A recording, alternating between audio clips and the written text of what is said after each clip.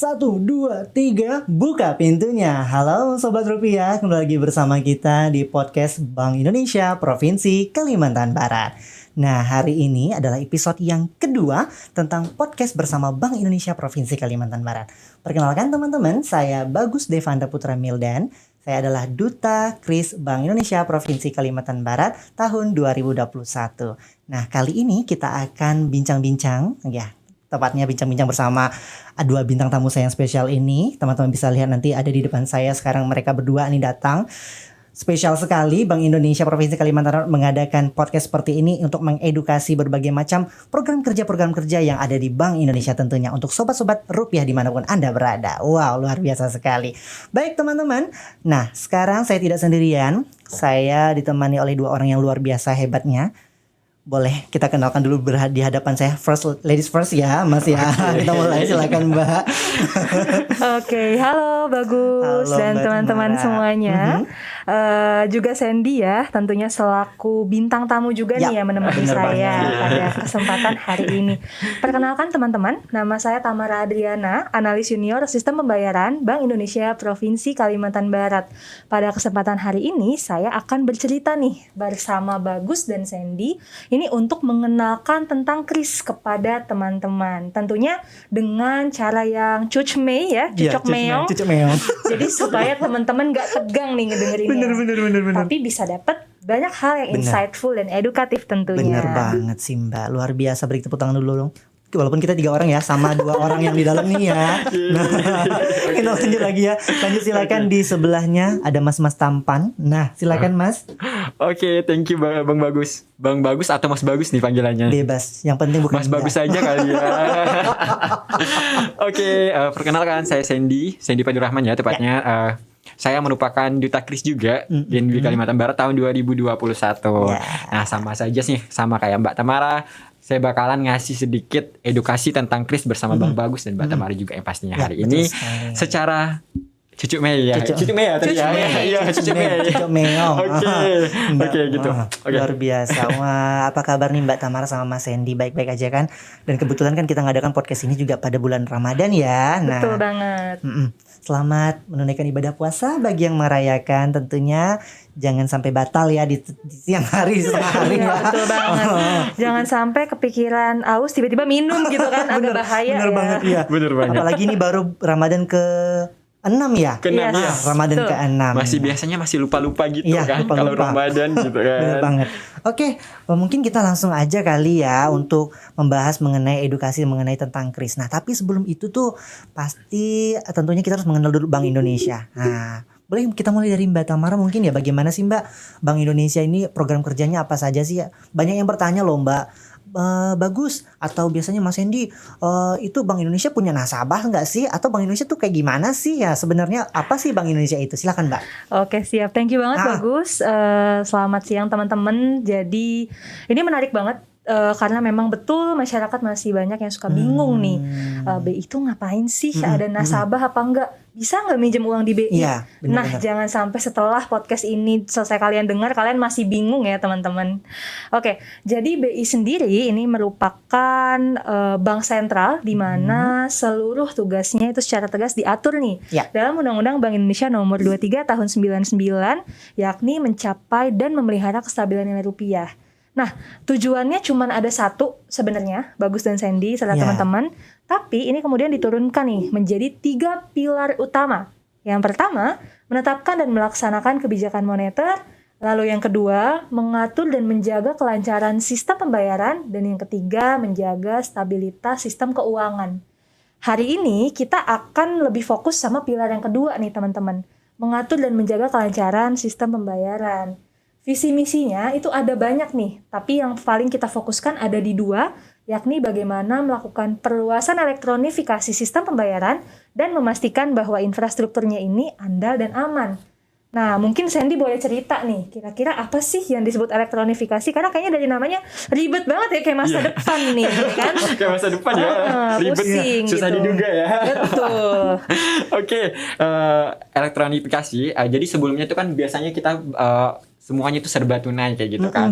Semuanya pasti gunain uang tunai. Nah, kalau elektronifikasi ini pastinya semuanya itu udah sesuatu yang berbau digital kayak gitu kan, berbau elektronik. Jadi mengurangi cash gitu, mengurangi uang tunai. Jadi sebelumnya kita gunain pembayaran itu menggunakan uang tunai secara langsung. Dengan adanya elektronifikasi ini pastinya kita meminimalkan cash itu kayak gitu. Jadi apalagi sekarang COVID seperti ini nih, ya Mas Bagus dan Mbak Tamara, bahaya banget kayak gitu kan. Kita nggak tahu apakah uang tunai yang kita terima itu higienis atau enggak kayak gitu kan.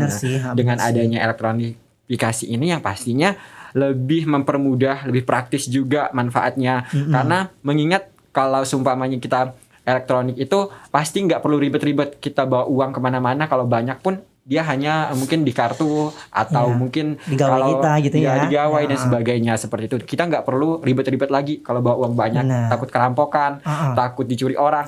Yang paling parah lagi takut uang palsu. Kita nggak tahu dong apakah uang kita terima itu palsu atau enggak kayak gitu. Apakah asli atau enggak kayak gitu kan. Nah, dengan adanya elektronifikasi ini pastinya lebih aman karena kita uangnya ya udah dicip atau di ada dalam gawai kita gitu kalau ya. kayak gitu. Jadi lebih enak lah kalau menggunakan elektronifikasi ini dibandingkan secara tunai. Mas, Mbak, ada latar belakang di balik elektronifikasi dari uang elektronik ini ya. Nah, berarti latar belakangnya itu kita melihat dari kasus yang kemarin itu, bukan kasus ya, pandemi ya. Betul banget. Kasus pandemi, terus ada apalagi pemalsuan uang ya, seperti itu ya. Berarti Bank Indonesia ini memiliki program kerja di mana salah satu pilarnya tadi itu, pilar yang kedua yaitu mengatur dan menjaga kelancaran sistem pembayaran. Nah, itu kita lebih berfokus pada di bagian itu ya, Mbak ya. Benar, berarti Bank Indonesia ya. Betul banget, Gus. Jadi fungsi BI sendiri tadi memastikan nih bahwa semua sistem pembayarannya itu andal dan aman. Untuk sisi yang non tunai nih, kita akan coba bedah. Kalau yang non tunai itu tadi udah dijelasin sama Mas Hendy, ada pilar elektronifikasi nih teman-teman. Nah, sebenarnya non tunai itu apa sih? Mungkin teman-teman masih belum terlalu paham tentang non tunai. Nah, sebenarnya non tunai itu sudah sangat dekat dengan kita. Contoh, jadi ada 2 jenis non tunai. Yang pertama adalah APMK, alat pembayaran menggunakan kartu, lalu uang elektronik yang tadi Bagus sebut-sebut sebagai gawai atau smartphone. Benar. Nah, kalau untuk APMK sendiri, ini kita udah biasa pakai nih teman-teman. Ada 2, yakni kartu ATM, debit. Oh, satu lagi, ada kartu kredit. Benar banget. Nah, untuk yang uang elektronik, ini ada terbagi lagi jadi 2. Ada chip base sama yang server base. Untuk yang chip base nih, mungkin teman-teman pernah main-main gitu ya ke Jakarta. Mungkin kalau masuk ke gardu tol di sana, itu udah nggak ada lagi petugasnya, Gus. Jadi semua gardu tolnya itu elektronik. Elektronik ya. Buat lewat itu udah nggak bisa lagi bayar pakai uang tunai kayak zaman dulu. Cuman harus menggunakan uang elektronik yang berbentuk chip base. Chip base. Jadi tinggal di tap. Kartunya kebuka gitu. Langsung pintu gerbangnya kebuka gitu ya. Betul. Tapi jangan sampai ngetap kartunya yang nggak ada saldo. Itu sampai lebaran 2000 tahun lagi ya, nggak bakal bisa tuh kebuka. Iya sih. Bener banget. Gitu kan, kena langsung dari belakang gitu kan. Kalau kadang-kadang kalau suka nonton di sosial media mungkin ada orang tuh suka ngevideoin ternyata e-money-nya dia habis saldonya. Akhirnya dia lari ke belakang. Mas, saya boleh pinjem e-money-nya? Nah, jangan sampai kejadian kayak gitu ya teman-teman. Jadi oh my God, harus dipastikan e-money-nya itu ada saldonya. Ada saldonya ya. Gitu. Bener banget. Jangan sampai di kelas-kelasan dari belakang. Malu banget dong. Sebenarnya. Betul banget. Oke. Nah, untuk uang elektronik yang berikutnya, ini ada namanya server base. Server base. Server base ini adalah uang elektronik yang disimpan dalam gawai atau smartphone. Ada di aplikasi-aplikasi dompet elektronik yang bisa teman-teman download di handphonenya masing-masing gitu. Jadi ada beberapa contohnya, bisa buat belanja, mesen ojek online mungkin. Pastinya teman-teman udah tahu dong apa tanpa kita sebut merek. Bener banget dong. Tidak dipromosikan ini. Bukan endorse ya. Karena kita nggak di endorse. Nah, jadi itu ada 2. Nah, bedanya apa sih chip base sama server base ini? Jadi kalau chip base itu tadi ada orang nih, misalkan mobil merah sama mobil biru. Mobil merah ada di depan. Mobil merah ini nggak punya nih duit di dalam e-money-nya. Dia bisa tuh pinjem ke mobil biru di belakangnya. Kenapa? Karena ketika dia nge-tap, uangnya akan langsung kepotong. Nggak perlu ada kode PIN di sana. Bedanya dengan uang elektronik yang bentuknya server base itu mobil merah misal bentuknya bisa pakai scan QR gitu ya. Nah itu mobil merah harus nanya kode PIN ke mobil biru, which is nggak mungkin dong. Bener. Dan nggak mungkin juga dong dia ngambil handphonenya si mobil biru. Iya benar. Ntar dibawa kabur ya kan, jadinya bingung. Bener sih. Nah itu bedanya. Jadi kalau chip base itu ada langsung tinggal tap dan uang kepotong. Kalau server base dia harus ada kode autentifikasi yang nggak boleh dibagi-bagi nih ke siapapun selain diri kita sendiri teman-teman. Wah luar biasa banget ya dari penjelasan dari uang elektronik ini. Ada 2 tadi, apa tadi Mas Sandy? Ada chip base dan server base. Bener banget, chip base dan server base. Dan kita juga contohnya juga sangat mudah dipahami ya, antara mobil merah dan mobil biru yang sama-sama walaupun punya chip base, tinggal tap aja, tinggal uangnya kepotong tanpa ada kode-kode macam-macam. Sedangkan untuk yang server base itu ada kode tertentu yang harus dimiliki oleh si pemilik ya, yang hanya diketahui oleh pemilik ya. Jadi tanpa diketahui orang lain. Mungkin ketahui orang lain, mungkin kalau suami istri atau anaknya gitu kan, paling seperti itu aja sih. Wah, kemudian nih Mas Mbak, pasti ada batasan atau limit dari uang elektronik ini. Nah, itu bagaimana Mbak, Mas? Oke, kalau untuk limitnya sendiri itu dibagi jadi 2. Dibagi jadi 2. Jadi yang pertama itu kalau dia udah tercatat atau terdaftar sebagai peserta. Yang kedua kalau dia tidak tercatat. Nah, kalau untuk yang pastinya yang tercatat lebih enak dong. Limitnya juga pastinya lebih banyak karena dia udah tercatat kayak gitu kan. Kalau dia belum tercatat atau belum terregistrasi, artinya dia itu limitnya atau maksimalnya itu sebesar 2 juta rupiah. Kalau sedangkan yang udah tercatat, udah terregistrasi, pastinya lebih besar, yaitu 10 juta rupiah. Wow, gitu. 10 juta rupiah ya. Wah, itu untuk limit dua-duanya sama atau hanya salah satu, misalnya di chip base atau di server base-nya aja, itu bagaimana? Nah, jadi bener banget nih tadi yang udah dibilang sama Mas Sandy. Kalau yang unregistered itu maksimal 2 juta. Ini berlaku untuk yang chip base. Karena tadi pencatatan pemegang itu tidak perlu dilakukan di chip base. Ibaratnya ketemu kartu tetap bisa dong dipakai sama siapapun yang nemuin. Baik. Jadi nggak ada kepemilikan di sana, nggak ada kode PIN autentifikasi. Kenapa cuma dibatasin 2 juta? Kebayang dong betapa nyeseknya kalau tuh kartu hilang. Iya, bener banget sih. Misal boleh diisi 20 juta, kan bisa nangis darah ya. 20 juta hilang, nggak ada yang ngebuktiin itu kartu punya kita. Iya, benar banget. Frustasi langsung. Betul banget. That's why itu dibatasin sama Bank Indonesia. Jadi untuk yang uang elektronik unregistered, dalam hal ini nilai chip base, 2 juta rupiah. Selamat. Dapat hadiah gitu ya. Kayak acara seperti ya. Oh gitu. Jadi memang benar-benar dibatasin ya Mbak ya. Jadi sesuai banget dengan yang fungsi dari Bank Indonesia tadi itu, pembayaran yang andal dan aman. Nah, betul banget. Nah, wah luar biasa banget. Jadi yang terdaftar atau terregister itu batasnya berapa tadi limit kita? Kalau yang terdaftar limitnya adalah 10 juta. 10 juta rupiah. Betul, wow, itu untuk uang elektronik yang server base. Server base, wow, oke. Kemudian pastinya dalam Bank Indonesia menjalankan program kerjanya ini kan sesuai dengan kemajuan teknologi zaman sekarang ya. Tentunya ada latar belakangnya tadi, ada tentang pandemi corona, kemudian kita takut juga akan uang palsu, kemudian lebih cepat, mudah dan amannya juga itu ya yang lebih dikejar-kejar ya tentunya Mbak sama Mas ya. Nah, dan lagi latar belakang yang lain ada nggak sih yang memengaruhi kenapa Bank Indonesia ini mengeluarkan yang seperti ini, server base atau chip base itu? Kenapa Bank Indonesia mengeluarkan ini? Latar belakang selain yang tadi itu ada lagi nggak? Yang mungkin saja memengaruhi perkembangan dari program kerja Bank Indonesia, ada lah nggak sih Mas? Oke, untuk latar belakang, kalau yang lagi hype banget nih sekarang tentunya adalah kondisi pandemi ya teman-teman. COVID-19. Karena menurut penelitian WHO nih, jadi katanya virus COVID-19 itu mudah sekali bertahan di permukaan. Salah satunya adalah permukaan bahan uang kertas.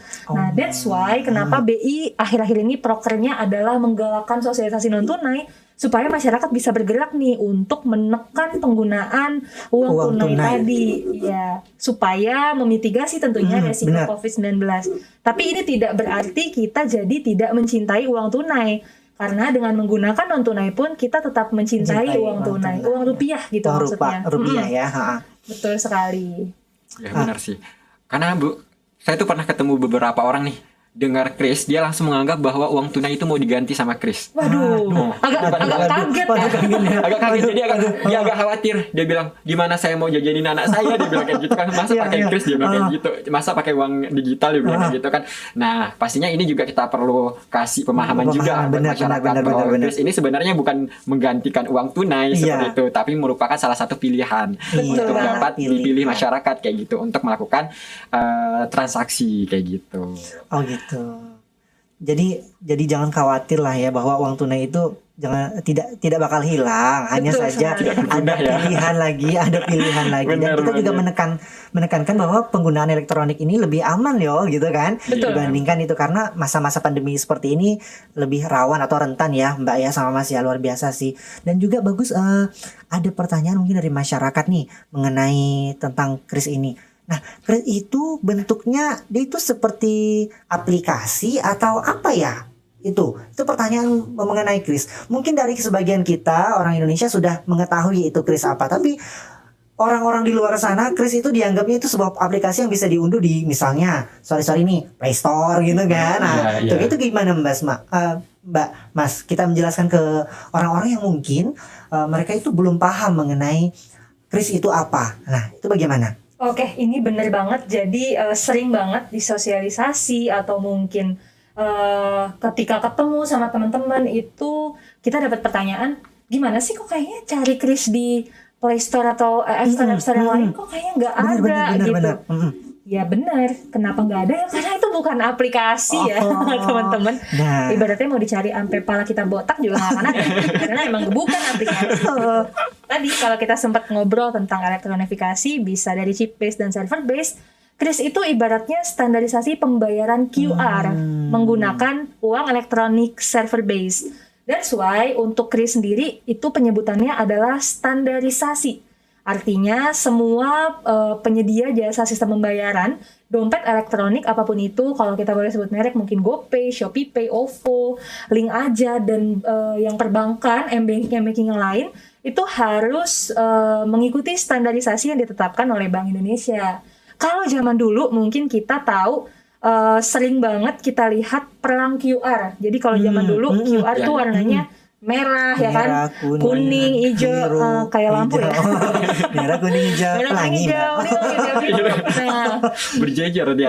Ya, itu banyak tuh. Zaman dulu itu kita kalau cuma punya aplikasi warna hijau, mau coba scan di aplikasi warna merah, bisa nggak kira-kira? Kayaknya enggak deh. Nggak nyambung ya, nggak terbaca ya, tidak terdeteksi katanya. Betul. Warnanya aja udah beda. Warnanya aja udah beda. Ibaratnya hati yang berbeda apakah bisa bersama? Aduh. Tiba-tiba galau. Enggak. Nah, jadi itu ya teman-teman. Ibaratnya kalau zaman dulu warnanya aja beda, QR-nya, aplikasinya juga harus sama nih tadi. Kalau hijau ya sama hijau. Ya, hijau sama hijau. Nah, tapi sejak diluncurkannya kris di 17 Agustus 2019, hal ini tidak terjadi lagi. Ibaratnya mau semua penyedia jasa sistem pembayaran itu tetap bisa nih nanti kita melakukan pembayaran menggunakan kris. Jadi udah nggak ada lagi QR yang warna merah, kuning, hijau tadi, QR-nya jadinya satu format, yakni kris. Seperti itu. Luar biasa sekali. Nah berarti yang mengeluarkan kris itu dari Bank Indonesia. Nah beberapa orang ya yang belum tahu bahwa kris itu dikeluarkan oleh Bank Indonesia loh Mbak, Mas. Saya benar-benar prihatin loh sebenarnya karena bukan hal baru lagi kalau udah sampai tahun 2022, karena kris ini tadi tanggal berapa diluncurkan? 17 Agustus 2019. Nah, kan banyak yang bilang kris ini dari perusahaan ini loh yang mengeluarkannya. Aduh sayang sekali, bukan. Jadi gitu kan. Kita memberikan pemahaman kepada mereka yang belum paham mengenai kris ini ternyata diluncurkan oleh Bank Indonesia secara langsung. Dan ternyata secara garis besar kris ini sebagai standarisasi ya sistem pembayaran. Nah, agar mempermudah sistem pembayaran. Seperti tadi Mbak Tamara bilang, takutnya ada perang barcode gitu kan, perang kode-kode kayak gitu kan. Nah, parahnya lagi kalau kita sebagai pelanggan ya pastinya kita kalau mau bayar transaksi kita, pembelian kita, tiba-tiba nggak ada QR yang sesuai dengan yang kita punya. Benar. Dompet elektroniknya. itu kan ribet tuh. Ribet, Kita harus bener cari sih. dulu kan, Bener cari sih. dulu yang sesuai. Jadi nggak Yang jadi sesuai. dong belanjanya. Itu Iya. kan ribet tuh. Kalau sekarang lebih mudah yang pastinya, karena ya udah terstandar. Mau kita pakai yang warna merah, kuning, hijau tadi, ya udah satu aja kayak gitu kan lebih mudah yang pastinya. Oke, luar biasa ya. Jadi kris ini sangat membantu lah ya Betul tentunya. banget. Oke, kemudian nih Mbak, Mas, banyak orang juga mungkin tahu bentukannya, tapi nggak tahu ternyata itu namanya kris loh. Nah, ciri-ciri kris itu kayak gimana sih? Kalau mungkin boleh digambarkan secara, ya kalau nggak bisa ada gambar-gambaran, mungkin nanti di layar kita nanti ada ke foto-fotonya ya. Nah, ya tanya mereka berdua nih yang di hadapan saya. Saya juga sih sebenarnya, tapi posisinya saya sebagai moderator. Oke. Hai, bagaimana Mbak? Jadi nanti jangan sampai salah, ini yang ditampilin takutnya malah foto kita berdua Iya ya kan? kan. Aduh. Kayaknya nggak perlu ya karena ini udah masuk video. Nanti akan ditampilin foto kris untuk supaya teman-teman bisa lebih paham. Jadi kalau kris itu warnanya merah putih, Merah putih. dasarnya putih, ada ornamen merahnya. Di pojok kanan atas itu ada logo GPN, Gerbang Pembayaran Nasional. Lalu di kiri atas itu ada logo kris, QR Code Indonesian Standard. Nah, di tengah, di bagian tengah itu ada nama merchant. Jadi nanti misal teman-teman punya usaha, misal Tamara Handicraft, itu nanti nama merchantnya akan terisi Tamara Handicraft. Nah, di bawahnya ada namanya NMID. Nah, itu untuk penomoran dari merchant. Mungkin Bang Sandy bisa lanjutin? Kira-kira apa lagi nih? Oke, benar kata Mbak Tamara tadi. Sebenarnya satu aja sih yang udah kita kalau mau lihat itu kris atau enggak, pasti ada logo krisnya.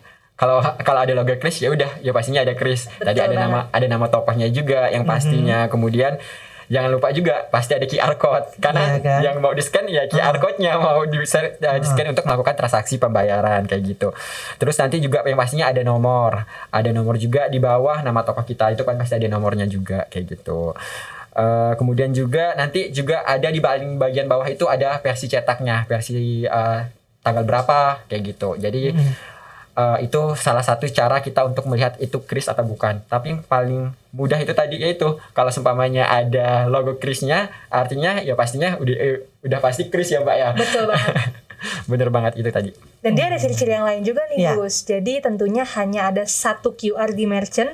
Jadi kalau udah ada kris nggak boleh lagi ada QR yang warna-warni tadi. Oh. Ibaratnya kalau dulu mungkin sudah pernah keburu membuat, itu harus diganti dan harus di take down. Jadi cukup satu aja nih, hanya ada satu QR.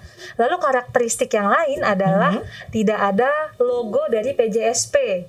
Kenapa seperti ini? Karena misal kalau ada logo, misal logonya warna hijau ya, tapi di kris nih, orang-orang akan berpikir, wah ini jangan-jangan cuma bisa dipakai di aplikasi warna hijau. Bener sih, ya bener Dong. Nah, Bener, ini bener. untuk membuat semua seragam. Ibaratnya kalau helm itu kan kalau nggak ada logo SNI alias Standar Nasional Indonesia kan kita bisa kena tilang. Benar. Nah, itu ibaratnya sama kayak kris. Semua PJSP yang punya pembayaran menggunakan QR itu semua harus bisa mendapatkan izin kris dan harus ikut sama ketentuan kris. Wow, luar biasa banget.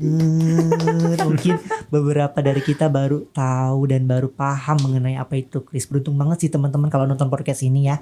Podcast dalam bahasa Indonesia itu siniar teman-teman. Nah jangan sampai salah lagi ya.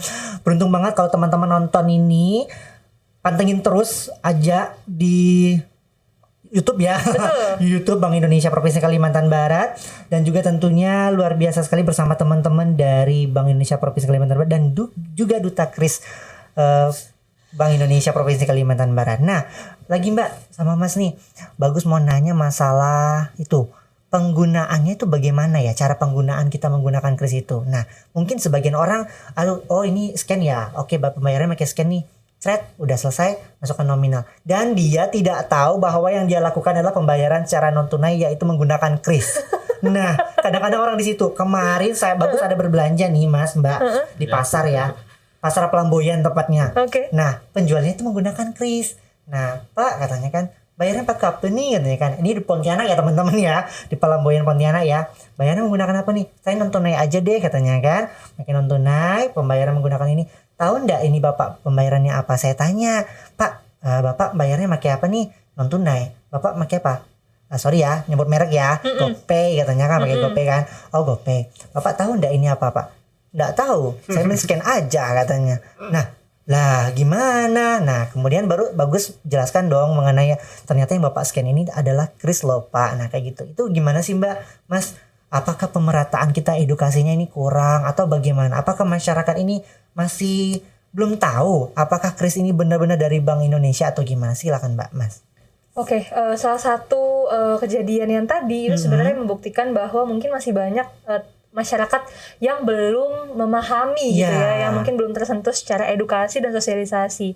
Tapi BI sendiri ini sebenarnya aktif untuk turun menciptakan ekosistem non tunai, terus mengedukasi masyarakat dan memberikan sosialisasi nih tentang transaksi non tunai. Nah, memang ibaratnya sosialisasi ini harus menyentuh semua lapisan masyarakat nih Gus. Jadi kadang mungkin memang ada orang-orang yang mungkin belum sempat mendapatkan, tapi tentunya BI tidak akan pernah berhenti nih untuk mensosialisasikan. That's why ini juga mungkin nanti sekalian bisa ceritain sama Sandy, dan bagus juga mungkin kalau boleh nanti menceritakan gimana sih tugas sebagai duta kris nih yang kemarin sempat direkrut nih sama BI Kalbar.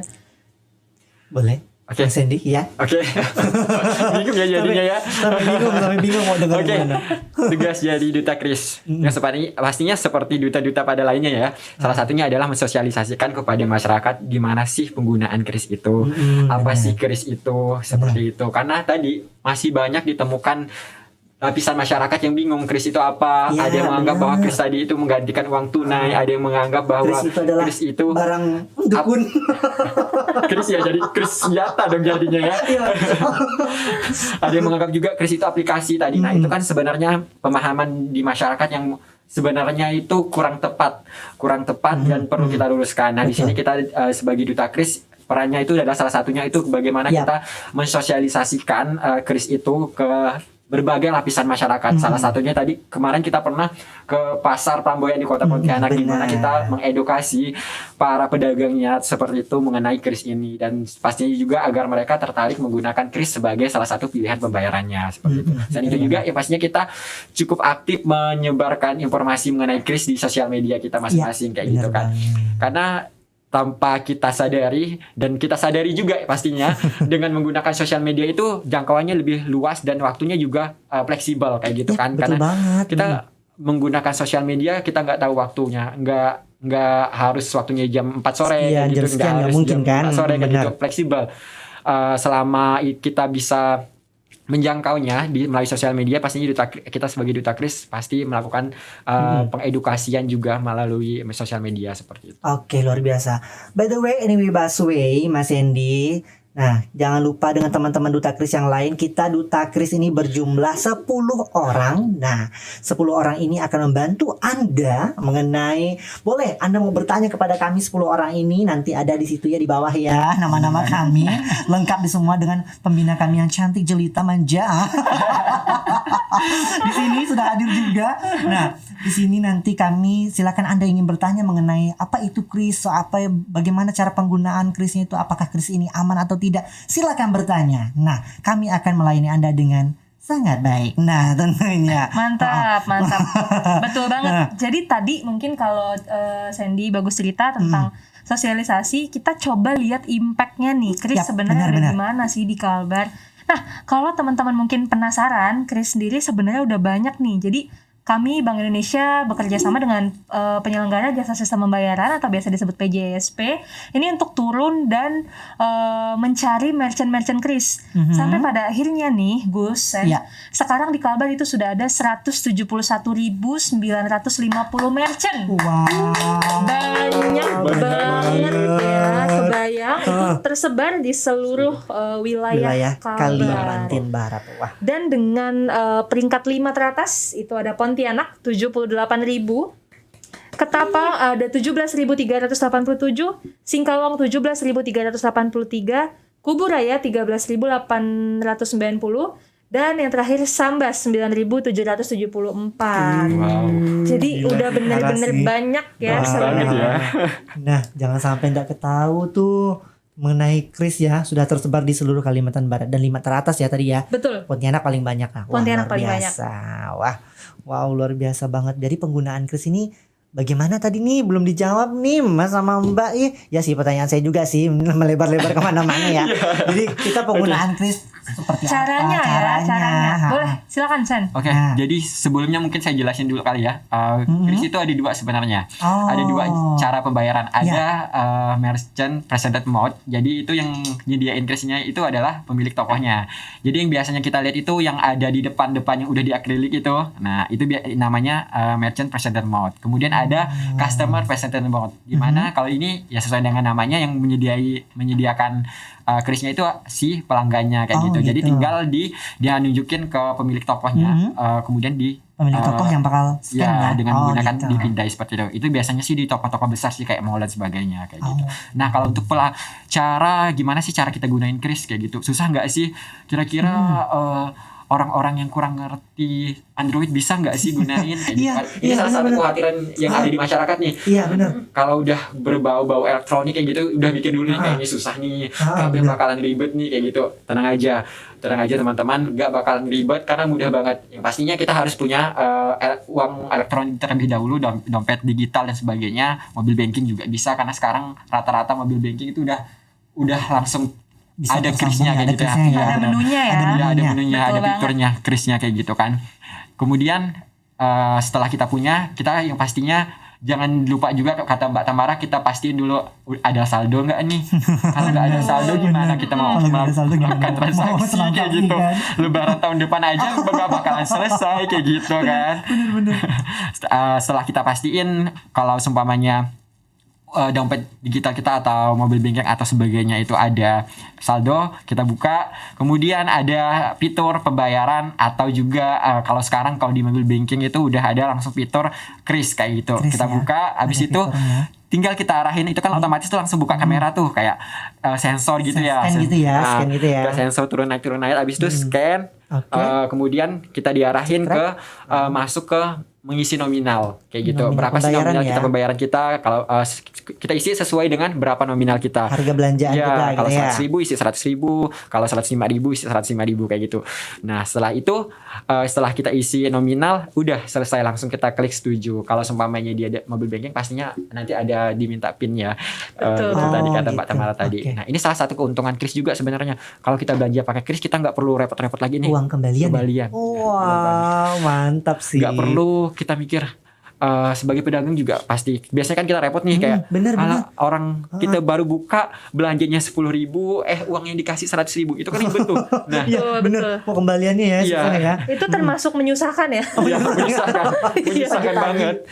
Akhirnya ujung-ujungnya nggak jadi belanja, nah kan rugi kayak gitu kan. Nah dengan kris yang pastinya kita nggak perlu khawatir lagi, nggak perlu khawatir untuk menyediakan uang kembalian. Praktis banget kan, sesuai dengan tagline-nya tadi kayak gitu.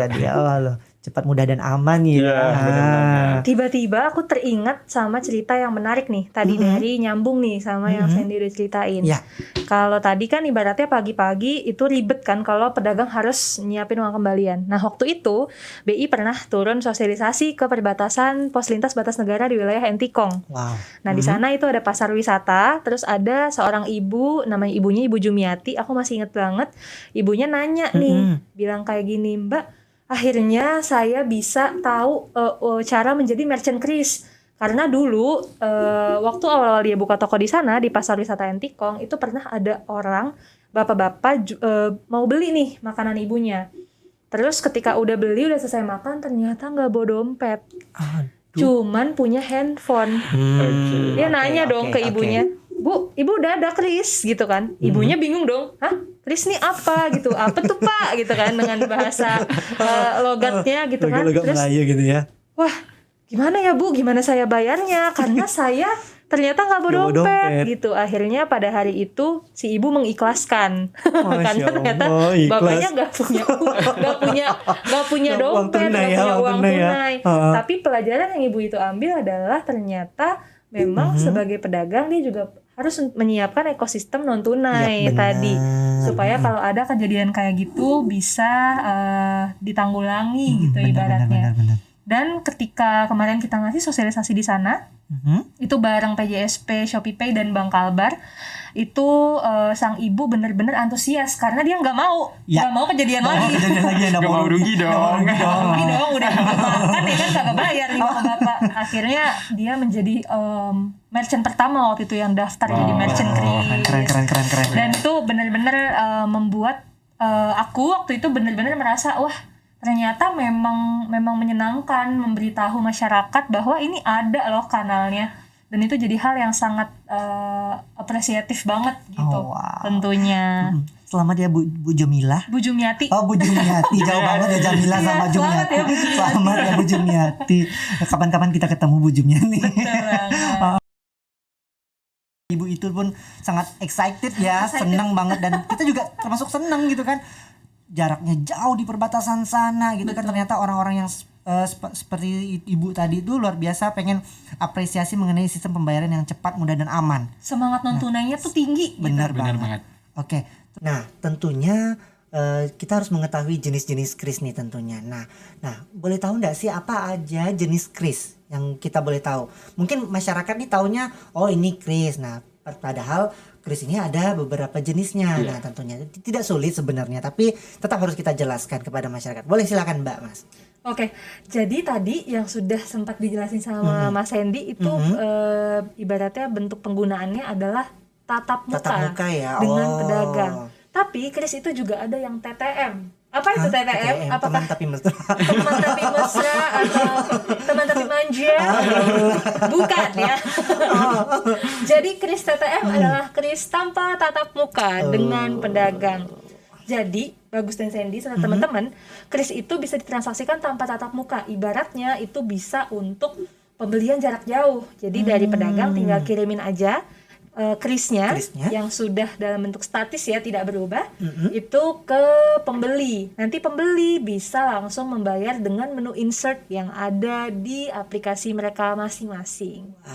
Nah, tadi aku sempat ngomong statis dan dinamis, mungkin lebih jelasnya sama Mas Hendy nih ya diceritain. Oke, kalau semuanya statis sama dinamis tadi, pastinya kalau statis itu pasti ya udah statis kaku kan, artinya nggak bakalan berubah-ubah, artinya setiap transaksi itu pasti gunain kris itu kayak gitu. Ketika kita beli barang A tetap pakai kris A, kita beli barang B tetap kris A kayak gitu. Jadi dia tuh nggak bakalan berubah-ubah. Jadi satu toko itu pasti punya satu kris itu ya, aja. Beda sama dinamis, sesuai dengan namanya dinamis pasti dia tuh berubah-ubah.